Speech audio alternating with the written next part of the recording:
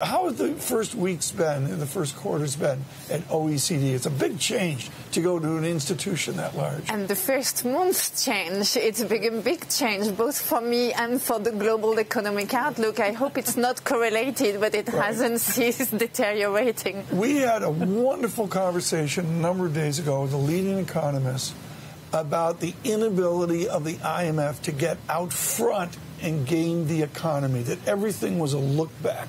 The OECD, to me, really tries to look forward to what's going to happen. As you look forward into 2019, and within your perspective, 2022, what do you see for global economic growth? So I think a big change in the major driver of global economic growth, which is that the trade openness that we have lived through and which has really lifted not only all economies, but a third of the planet out of poverty, that's going to change drastically because of all the challenges to openness from politics and from the rising inequality which has taken place over the past 2 decades. And looking forward, there's another element which is digitalization, which combined with open economy is actually revolutioning the labor market. Let me just give you one number. Please. If we look at the next 10 years, 14% of the jobs will disappear, 30% will change significantly.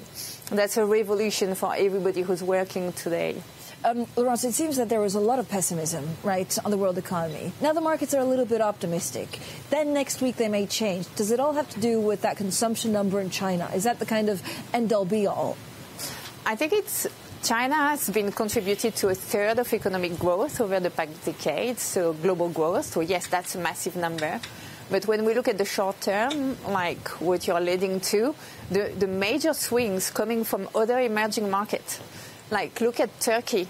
It's been driving the change and the decline in European growth to a very significant extent, much more than China, actually.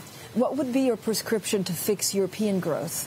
Germany is in a struggle. Italy is probably much worse.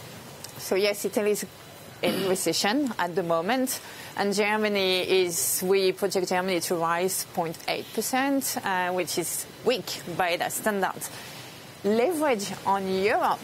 We have a single market and we have a common currency that's protecting Europe from all the fluctuation that may happen. So first, coordinate fiscal policy. Half of Europe can actually do and should support their economic activity with public investment.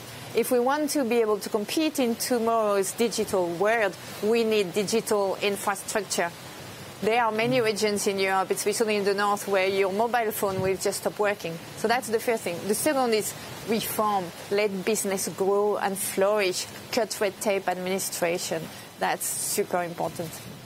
Where are we in this gilded age? The OECD has been out front on inequality, Gini coefficient, that kind of analysis. Yeah. How gilded is the gilded age right now?